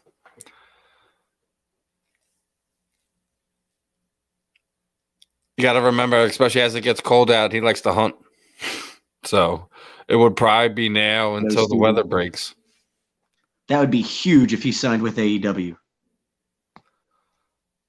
You think he does go somewhere like AEW? I think it's possible now. AEW's got legitimate star power. You know, Daniel Bryan, CM Punk, all of a sudden you're making a little bit of noise. And if you're Brock, you go there. I mean, just think of all the fun you can have, you know, like WWE. Have they not played out the Brock Lesnar? I don't got no love for Jay. Nothing personal. Just never really dug him like that. It's like WWE. Like what else can they already built him into the biggest monster you can possibly have. Like what are they like? There's just nothing left in WWE to do. Like Bray Wyatt might go sign with AEW now. I mean, you're talking about a legitimate war here. You sign Brock Lesnar and really start making some noise. Right? That might allow Paul Heyman to come with him. Oh, man, if Paul Heyman ended up in AEW, oh, hell. Oh, my God. There's another one. It's not like Paul Heyman has a great relationship with Vince McMahon. They just do things because it's good for business, right? Like, great. Like, come represent Brock. It's great for business. And well, I mean, Eric Bischoff was there for a period of time after he kind of completely dismantled WCW. So, I mean, because it's good for business, right? Like, Vince has never been afraid to do what's good for business. But the same thing the ECW and has been working with Heyman all this time. So, what? Could you imagine? They could both benefit from. I mean, like Heyman would go to a place like AEW. They'd probably let him have some creative control and be like, "Hey, what do you think from the storyline perspective?" You know what I mean? Yeah, this is what he's saying. He wouldn't be able to bring Heyman with him. But that's saying if he wouldn't. I guess he might be under some type of WWE contract at this point in time. Would prevent him from doing so. If Brock get out of any contract he wants to get out of because he's fucking Paul Heyman, he can do that anytime he wants. But they've got plenty of mouthpieces in AEW, and it's not like Brock needs a mouthpiece. Is he better with the mouthpiece? Sure. It's not like he needs one, especially in AEW where they don't require you to do a ton of talking. That man can't talk. No, but in AEW they don't require you to do that. Like if you're good at it, they'll let you do it. But like other times, like there's plenty of guys in AEW where like the way they tell the story with AEW in the ring, right? They don't tell the story with AEW. Like, yeah, there's promos and all that because it has to be, but AEW makes the point of what they do is they try to, they say, we want to tell the story more in the ring than we are on the microphone or anything like that, right? Whereas WWE, it's all more about the story and the different ways that they can do that from, you know, all the different sports entertainment perspectives. AEW really prides themselves on what goes down in the ring. They could find a way for Lesnar to be successful there without talking. They've got plenty of guys that are known for, this guy didn't make it in WWE because he couldn't talk or whatever. Fuck whatever. Who gives a fuck? Jake the Snake Roberts is there. Great. Let him be with Jake the Snake Roberts. That'd be fucking awesome. You know, you got Chavo Guerrero there now. You've got Vicky there. I mean, there's plenty of people that can talk. I mean, if you're going to try to, I'm going to entertain this one. If you're going to try to bring Brock into AEW and you can't get Paul, you have to match him with somebody, You have to pair him with somebody if you're not going to run him as a single.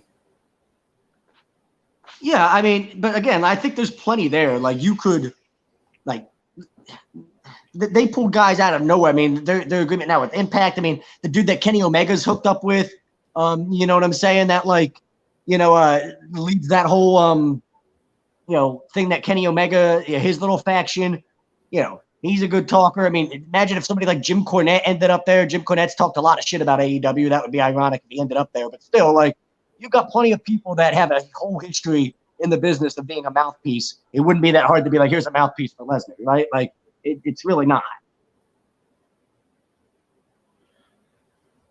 What are you going to do now?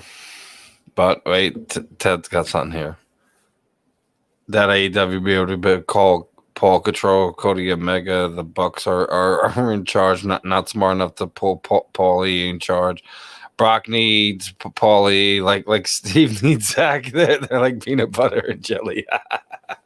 I'm with you there. Yeah, man. Like you, but to sit there and say that it couldn't work with Adam is kind of, is rough. I'm with you. Like those two are definitely paired at the hip, but it's rough. We'll see. Yeah. I was running with Zach's little idea there of Brock going to AEW. I don't see it, but it would be fun. I mean, I doubt at this point, with all the guys that WWE's let go, they almost have to re-sign Brock because they almost need to retain some sort of star power there, right? Absolutely. And if they don't, they're going to be in trouble real soon. That's why you bring a guy like Cena back, even though he's not really like a super active guy on the roster anymore.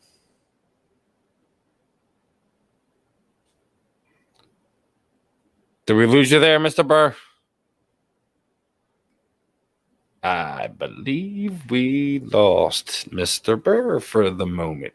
Because, of course, why could we not go through another episode without some tape? I got you. See, I guess if I stay away for too long. Yeah. I've only got a certain amount of minutes.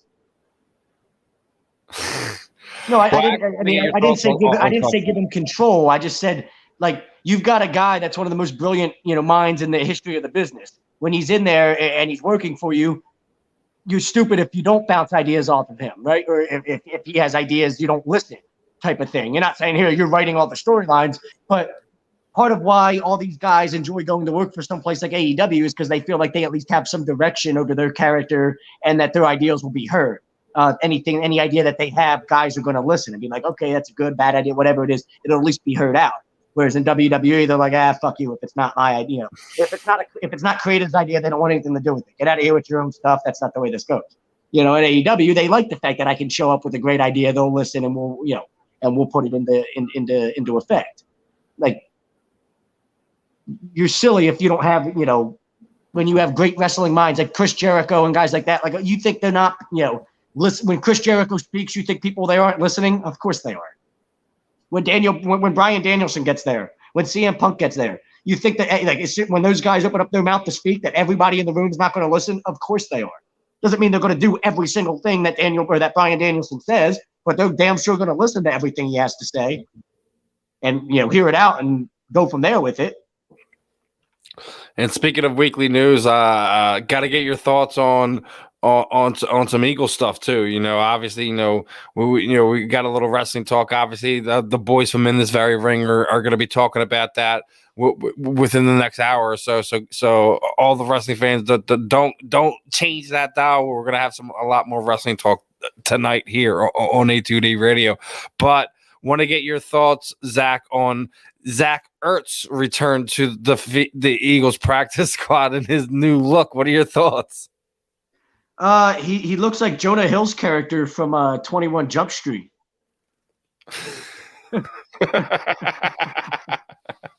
Does he not? I mean, good Lord.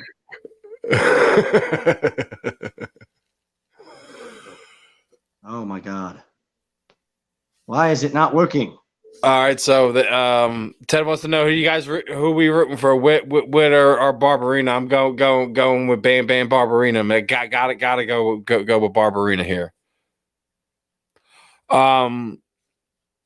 But yeah, dude, and obviously we thought it was something that was going to work. He gets here and immediately we hear he's not happy. What are we doing here?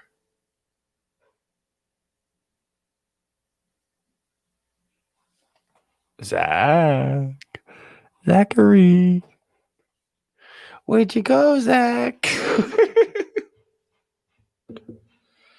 And the other one, yes, CB number 2 is Steven Nelson's going to be wearing number 3. That's another one there. Yeah, that's going to be interesting. Those new numbers are going to be. It's going to be something that's going to get a little bit. The coolest part about the season, outside of the additional game that they're giving us, I think the fact that You know, you're not restricting some of these guys to wear numbers based on a stupid, silly rule that you guys put in place. What, like to make it easier for the refs? Like, you don't know who belongs where, really? Gotcha. Yeah, I mean, I actually like the idea of them being able to wear whatever numbers they want to wear. Like, that's not the issue for me. You know, as much as it's just more, you know, like we're not used to it, so it's going to take a little bit type of thing. I think for me, that's more what it is. It's just like, you know, you're used to watching a college game and you see the wide receiver wearing number 3 or the cornerback wearing number 2. And now we're going to see it, you know, at the NFL level. But that doesn't mean that it's bad or anything like that. Yeah, I mean, I've been saying for years, there's absolutely no reason why something like this some of the positional guys being able to wear the lower numerical numbers. Yeah, I mean, there's no reason why. Actually, I've been saying Ted, I was actually waiting to say this one. I want to know who's going, because I'm actually going the 8th and the 20th for the open practices. I'm not going to the preseason game, but I want to catch some real game. You know, want to catch the practice, see what the fans are doing. I don't know what about everyone else.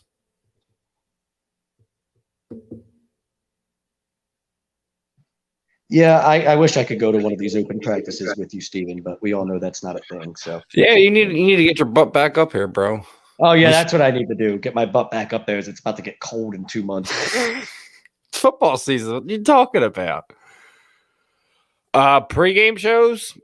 Obviously, I don't know if I'll be doing pregame. I mean, we'll do. Obviously, when our shows go on, we're on Saturday, so you know we'll be doing some predictions, breakdowns, etc. as we lean into it. But Sunday mornings are typically for agree to disagree, if I remember correctly, right? Yes, usually. It's usually how it goes. Yes, I remember. Although they're not always on Sunday morning. It would all depend a lot of times, but my daughter was banging on about that one, Ted. Trust me. I know Green Day was coming. Oh, jeez. Oh, geez, what? Green Day. You have a problem with Green Day? I didn't know they were still big. Like, you know what I mean? Like, I didn't say they were big. I just said my daughter wanted to go watch it. They had to be big. What's your favorite song? What do you think it is? I don't know. The only Green Day song I know is "American Idiot." Pretty sure that's the only song I know. It's from that album. Is it? Yeah. Like that's the album she plays out over and over and over again. I think it's was it Boulevard of Broken Dreams?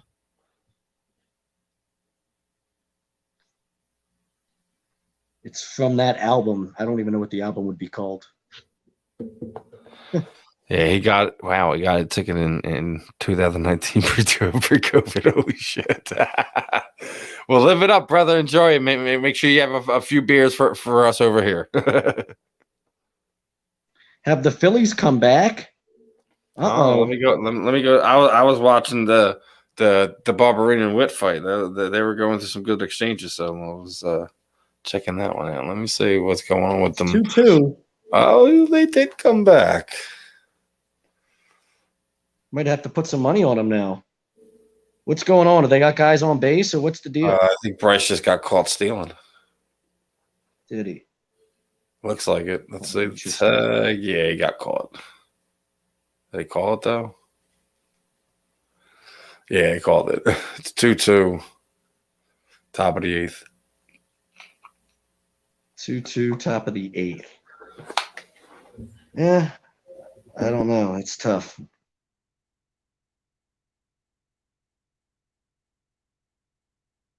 feel like the visitors actually have the advantage in extra innings now, because if you can get up, you know, with the runner starting on second, if you can get up, you know, on them, like get a couple runs there in the top half, it's going to be hard to come back in the bottom. You know, puts a lot of pressure on you. Basket case, exactly. I'm not gonna argue music with you, Zach Attack. I mean, I didn't. Why'd he call me a basket case? No, Basket Case is one of their songs, brother. Oh, okay. I had no idea. No, Sam, we have not discussed our picks for tonight, Sam. I know Mr. Burr has a few parlays going on for tonight. Why don't you let Sam know what some of your picks are for tonight, my friend? You don't want to know my picks. They haven't been any good. At least I've got Strickland in the main event. Why? Because I was told to pick him. I'm sorry for you. Why? You don't think Strickland's going to win? No. I just want. He's minus 200. He's the favorite. I just wouldn't bet against Uriah Hall. That's all. Okay. I thought. See, Uriah Hall. I remember Uriah Faber. What are they arguing? This is retarded. All right, you see what the boys posted up on the page. You were sitting there. You threw a name out there. What Zach looked like, and I guess they said Blonde Zach versus giving us some serious 2003, 2004 Pat Burrell vibes. Is that analogy better for you? I'm giving him 2003, 2004 Pat Burrell vibes. Zach Ertz, the Zach Ertz one. Oh, the Zach Ertz. Yeah. Yes, it does. Sure. Yeah. Yeah. When Pat Burrell dyed his hair blonde. Sure. That's not bad. Yeah. That's a good one, right? That is a good one.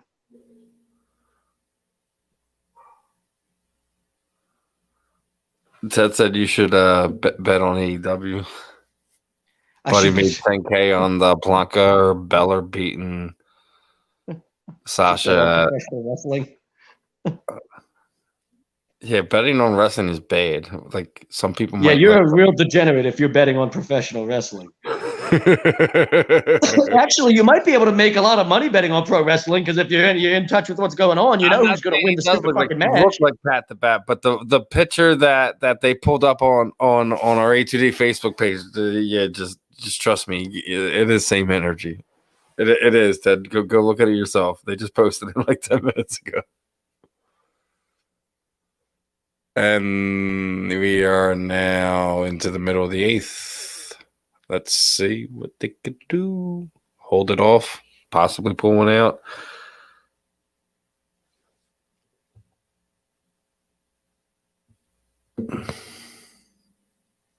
He said, "I wish I did have $10K more dollars." I guess he was on he was on Bianca winning that one too. So Benson, it unfortunately looks like that, my friend. I can't do nothing about that. Yeah, he's staying. It looks like Ben Simmons is going to be a sixer. Yeah, it definitely looks like it at this point. Oh, I like this one from Ted.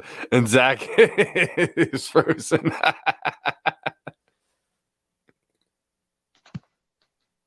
What does it say? He said Zach is frozen. I don't know why that is. Like, I can't even like even if I wanted to go pull up something to do some research on Google, like to help the show, it'll freeze me there. I don't understand why. Like I told you, we need to work on getting you some more technology over there. So we do, don't we? Yeah, without question. Well, it wasn't like I said. Like what was it? 2 weeks ago when we kept getting kicked off because of the weather? Yeah, well, that wasn't fun. It was storming here. It just wasn't good. It was bad for all of us. Yeah, that wasn't good. I thought that for a second he was sitting there saying Zach Ertz is frozen. You know? That would be fun. That would be good stuff. Right at the knees, strike 3, got him.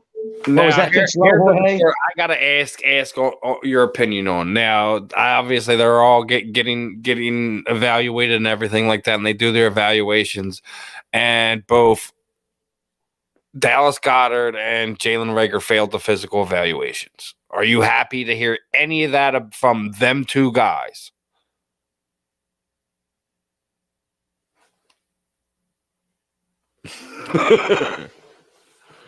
Zach, you there?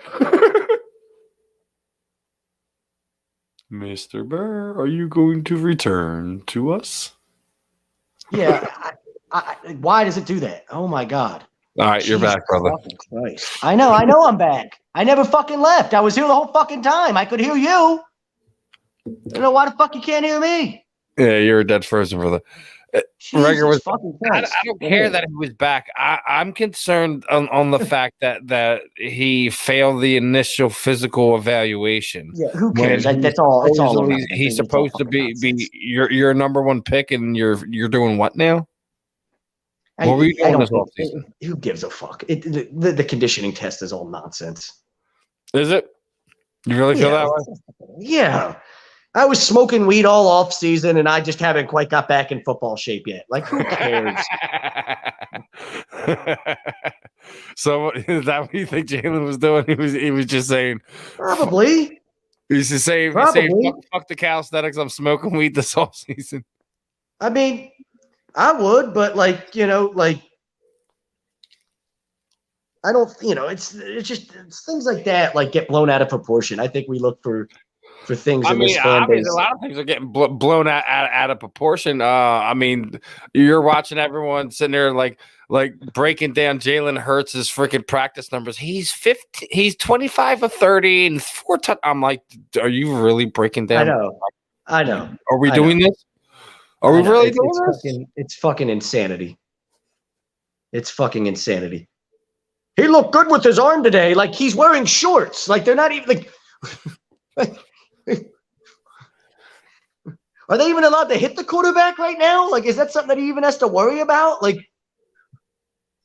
it's easy to hit open targets when you don't got to worry about getting punched in the mouth by, somebody that is bearing down on you, right? Like, good Lord.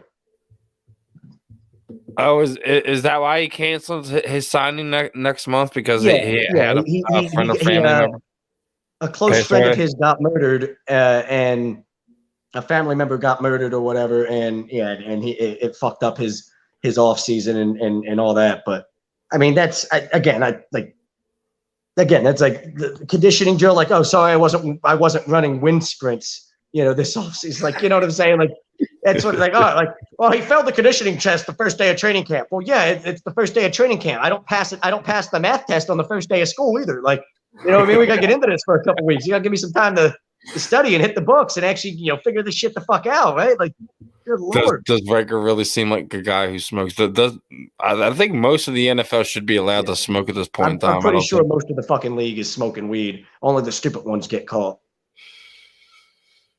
That's a Sal Palantonio quote, by the way. Ted wants to know if we want anything to do with Watsonville. Yes, absolutely.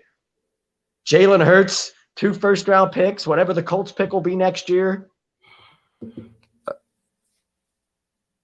And Dillard seems bad, really? I don't know. From what I heard, Dillard seemed bad. Dillard and our big Australian's been going at it. Dillard seemed bad. Like, it's like with 3 days in the training camp, you're learning a whole new offensive system. I think I'm more worried about the fact that Brandon Brooks. I'm more worried about the fact that it took Brandon Brooks and Josh Sweat looks like to be having the biggest competition so far over the first week in camp.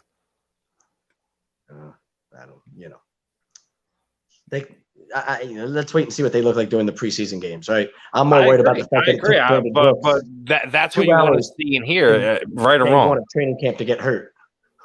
But like I said, all that being said, that's what you want to hear, at least from the defensive end position that you're hearing. But both Sweat and Derek are at each other for the spot.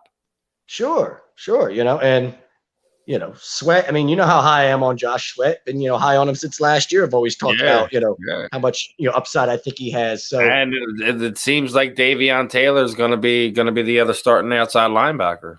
Another guy that this fan base just unmercifully ripped this team for that pick last year, right? And you're like, dude, like, who cares? Like, relax. You know what I mean? Like, relax, right? Like, we've got a dude that came out of the Canadian Football League that's our best linebacker, and our second best linebacker just got cut by the 49ers because he can't play in any other roster except one that Doug Peterson apparently was building. Nate Gary is the guy I was referring to there, right? The fact that he was our second best linebacker and he can't even make a roster even for special teams purposes right now. So, you got to give guys some time, right? You're trying to build something, this Davion Taylor kid could become a heck of a player for you. Jason, it definitely was.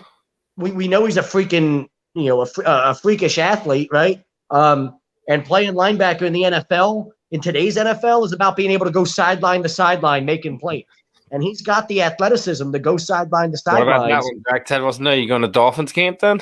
Bro, I live in Lakeland. I'm closer to Tampa Bay training camp than I am. The Dolphins are like 4 hours away from me, bro. Hey, that might not be bad. Go see the Brady show.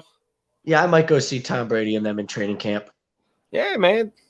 Yeah, do it. Do it. Yes, do it.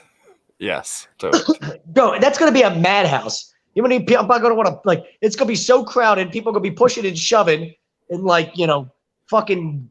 You scared about the Rona? Oh my god, dude!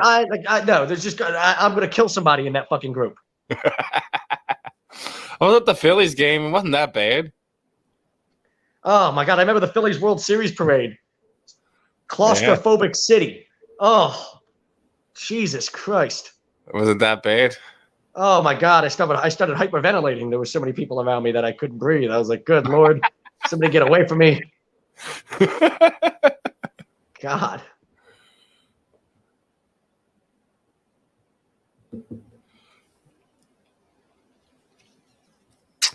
Yeah, and it's team right off a Super Bowl win. I think there's a lot of fun that could come from Zach going to check out the Buccaneers.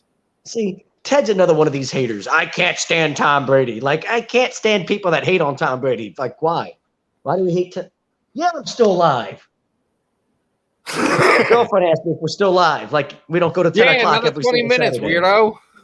Can't read time. Don't kill me, Stephen wants to know, can you read time? They want to know.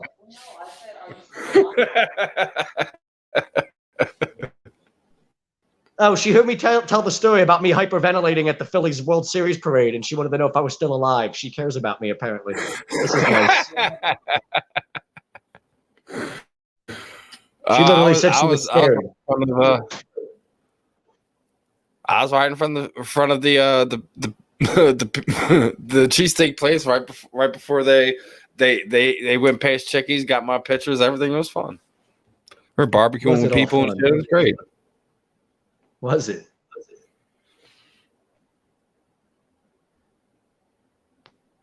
I'll tell you what. Baseball games are fucking nutty right now. Cool.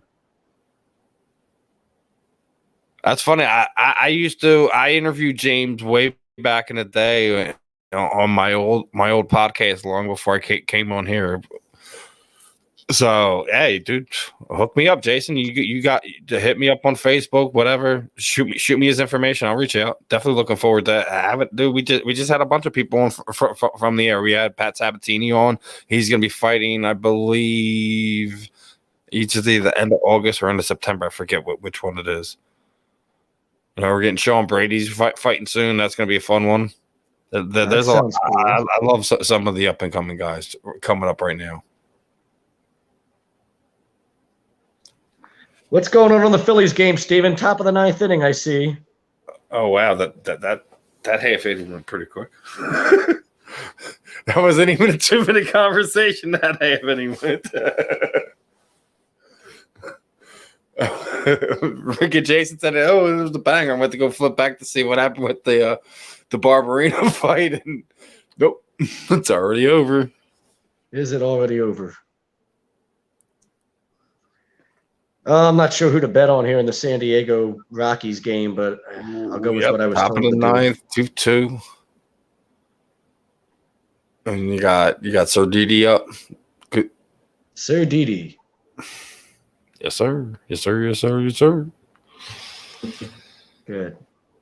Now, here's an interesting point. If some people have already thrown this out there, if Carson's actually hurt in missed considerable time this season, you think the Colts would entertain bringing in freaking Nick Foles?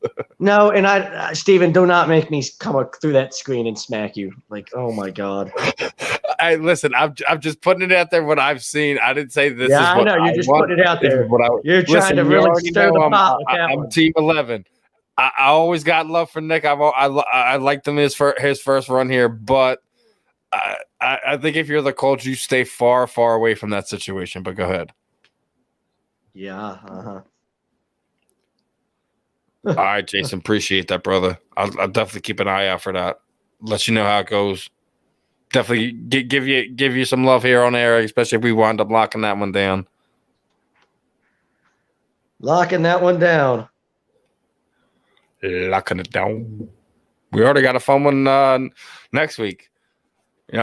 Wanted to get a Suns fans perspective. We got let you guys know a little bit earlier, just like I did last week, that we rebooked Cung right at the end of last weekend show. But this week we're kind of messed up with letting the guys know. So anyone who pays attention to all our platforms might already know, but we're going to be joined by Ultimate Fighter 11 alumni Seth Pazinski. The Polish Pistola is going to be joining us. He's going to be stepping back into the cage at the end of August against Ultimate Fighter 22 alumni Jesse Taylor. So that should be another fun one. Oh no, he's coming at you now. He's definitely coming at you now. He's going right for the blood pressure. Yeah, I saw a fun article the other day that said Trevor Lawrence is so good he actually makes Tim Tebow look decent. They said Trevor Lawrence is so good. Tim Tebow caught a touchdown pass. Yeah, Steven's producing. Tim Tebow caught a touchdown pass at practice the other day. And one of the Jacksonville Jaguars beat reporters said Trevor Lawrence is so good he actually makes Tim Tebow look like a decent tight end. I nearly fell out my chair. I was like, Hey. Appreciate that, brother. I'll definitely hit you.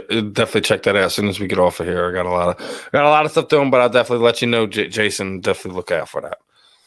2-2. 2-2. Come on, Phillies. They're a bunch of heartbreakers. The Phillies are going to fucking suck. They're going to fucking break my heart.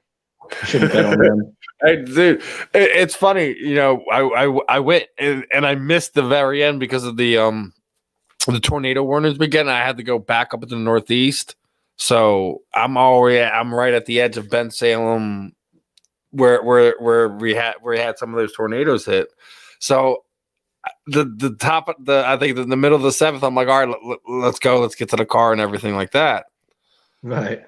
So as soon as I get back, like we get out of the stadium, we walk across to where Xfinity Live is, the tie ball game. I just heard them cheering. I'm like, they just tied the game. Then Kimberly's like, what are you talking about? Just watch the screen.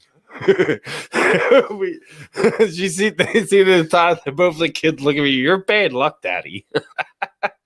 I'm like, if that's what the case is, I got to leave the game for them to come back. I'll do that in every game. Something I'm learning. I've got an 8-year-old nephew, and everything is always my fault. Oh, yes. It's always our fault. Like, he's the one that came up with the game that we're playing. He's the one that created the rules to this stupid fucking game, yet somehow it's my fault. You forgot he was still the quarterback. Yeah. The problem is he hasn't been a quarterback he's not, in like he's a not decade. He's not going to be on any roster on any team in less than 3 weeks. Yeah, he's not. I mean, they've already like the writings on the wall out of Jacksonville. I mean, like the people covering that team are like, he's just been brutal. Like, it's really not like, it's not even like it's been like he's been decent sort of thing. Like, I mean, if you're doing it like that, like, why don't you just like find the position to kind of keep him involved with the team if you're just trying to do it as a publicity stunt as it was anyways, right? Yeah, I mean, I don't, I told you from the beginning I didn't get it, Steven. I don't know what you want me to tell you.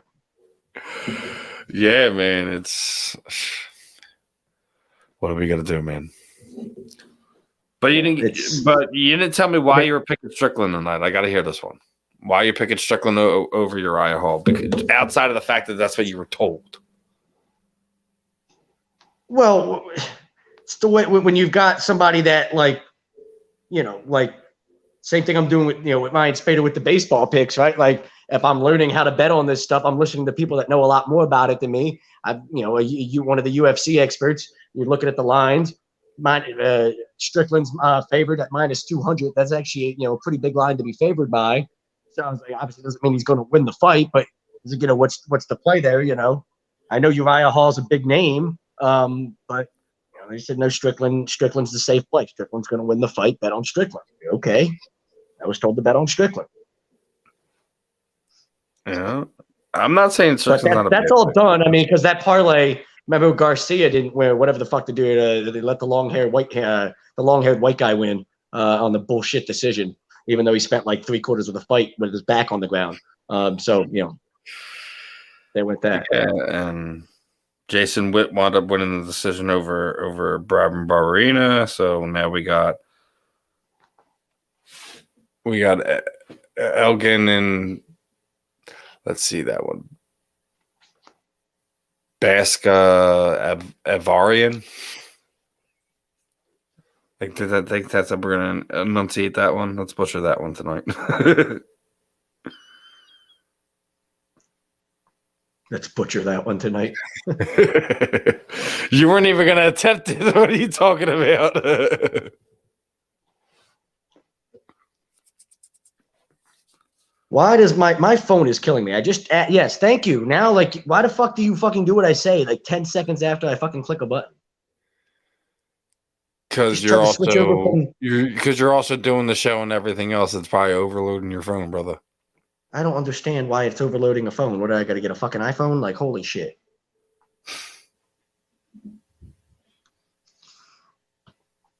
Driving me insane. Well, yeah, Sean Strickland, one of these up and coming guys. Uriah Hall is one of these guys who's one of the veterans of the sport. Has a laundry list of highlight reel KOs. So we'll see if the young gun. Listen, I would have took Hall, but like I understand why a lot of people are on Strickland. We all know that. I think he's like 23-3, and Hall's like 18-9. But like, you see what I mean, Steven? You're not. You know what they call like you're a few cans short of a six-pack, Steven. Why would I take? No, I'm not. Dude, go watch Uriah Hall's fights and tell me why I would pick against him. Because you bet with your heart and not with your head. Gotcha. That's what it is. Possibly, it could be. we're Philadelphians, don't we often do that? I guess. Like, no, that's why. Like, if you do that, you shouldn't be betting on sports. First of all, like. Well, that's why I don't bet on sports. First off, I know. That's why I'm not taking your advice. So is that what you're gonna do? You're gonna pick against what I know how you think. I got you. Is that what you think? Well, I know that you might like a certain fighter because you like that guy. You're sitting there saying, I just bet on him, but you're saying that because you like them, not because certain guys. It's not just necessary. I don't have like a certain guy anymore. Like all the guys that I used to like have long gone and retired. Like in the way that you were talking about, like the Forrest Griffin. I still to this. I've said this multiple times. Still to this day, in that stadium, did not believe that was a legit stoppage when Forrest Griffin got knocked out by Anderson Silva. When I got home and watched the replay and actually got a good look at the replay, yeah, I was like, all right, never mind. Let me shut the fuck up. Now it is. Yeah, let me shut up and stop looking stupid. Yeah, well, you know how we are looking stupid. That's a tough thing. Yeah, just like most of us Carson fans how we felt most of this week, right? Captain Glass is back. And that's another unhealthy thing us Philadelphia fans are doing. Well, why are we attacking Carson Wentz because he got injured? I'm just wondering, like, are we still holding on to this ex-girlfriend for what reason? Can someone explain it to me? Can you explain it to me, Zach? Can you rationalize it for everybody? Yeah, you're back to being frozen again, by the way. There's nothing to rationalize with it, Stephen. Yeah. As I've said for months, he lives rent free in people's heads in this town, and he always will. Like, literally, like we don't have any details on that injury outside. Oh, he'll be out indefinitely. If they thought they just signed Brett Hundley today, that tells me they don't think it's too serious. Because if they thought it was really serious and he wasn't going to be like he was going to miss any type of extended period of time, they'd sign more than just Brett Hundley. They're not going to go into the season with Brett Hundley and Nick or fucking Jake Easton as their two quarterbacks, right? So my guess is he gets some sort of procedure done. He misses most of the preseason, if not the whole preseason, and he's ready to go for the start of the regular season. He needs to play 75% of the snaps. He can miss 2 games and still play 75% of the snaps for the season. Hell, he could miss 3 games or 4 games, I believe, and probably still play 75% of the snaps. Like, you know what I mean? These people, like, I don't understand what they're worried about. Great. So if he misses 2 games for the Colts this year, that means he still played 15. He played plenty of snaps that they needed. They still have a winning record. They go to the playoffs. Just more firepower to give him when he makes a deep playoff run with the Colts this year. And, like, I hope he, like, on the microphone is they, like, I hope they win the AFC championship. And as he's, like, you know, accepting the trophy, he takes the microphone and he goes, "Hey, Philly, suck it!" And, like, does the DX cock chop and, like, yeah! And, like, you know, it'd be so fucking awesome. Nah, I'd be like, Phillies, the cheesesteaks are on me. No, you can suck on this cheesesteak, Philly. I got a cheesesteak you can suck on. Come on, you really think the religious man is going to say something like that? No, of course he's not. I said I hope he does. You know he's not going to. Oh boy! The closest thing he's going to come to taking a shot at Philly is saying that Indy feels a lot more like home. What's that? Here we go. You hear me? Well, I didn't hear you. What happened? I said, here we go. Bottom of the ninth. The Pirates are up, runner on second, no one out. The meltdown is about to happen, or no? Oh, absolutely. Yes, of course it is. You know it is.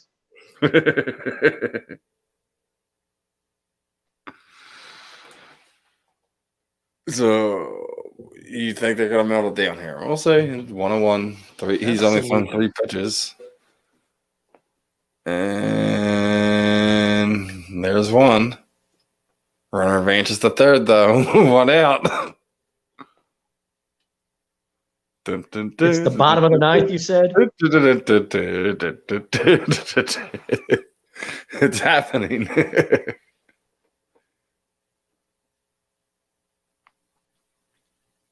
Yeah, definitely happening. Yeah. We'll see if they can pull it together and get these 2 outs and get them in the extra innings. What do you think? You sticking with the meltdown? Oh, yeah, about to bet on the Pirates. Last minute bet on the Pirates.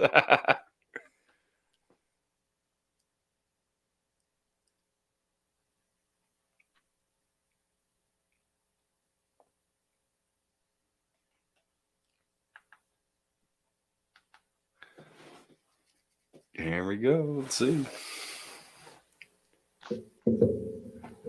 Last few minutes of the show, last few minutes of the game, possibly. Let's see how it goes. Are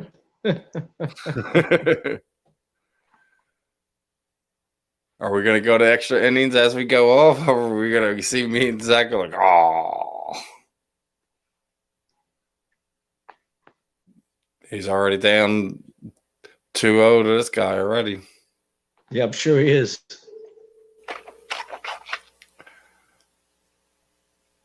He ain't got nothing here, Joe. What do you got? You have to hope to get an infield pop out and then get another out here. Is that what you got to hope for? That's what else are you going to try to do here? Anything outside of infield pop out, you get something, you know, remotely deep so this game's over. He gets a piece of anything, this is over. because he's just 1 out. Doesn't matter where he hits it. Or being a guy, that might help.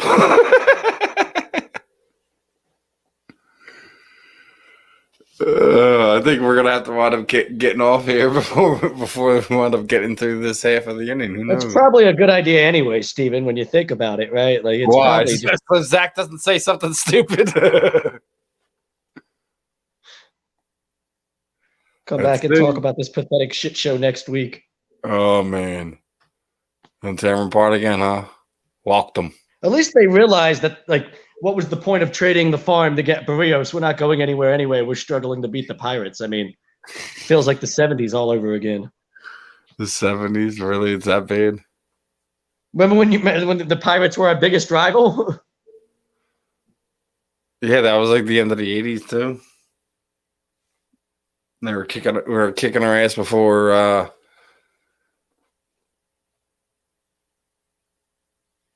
the mullet row got it all together. Exactly. Now you're getting it.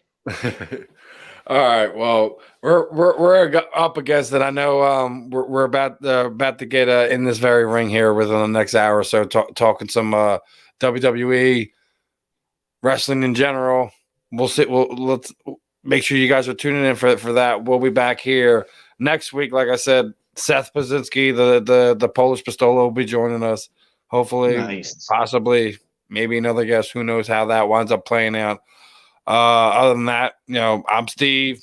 He's Zach. This was another episode of the Weekly Roundup, and we will catch you guys out on the rebound next Saturday, same time.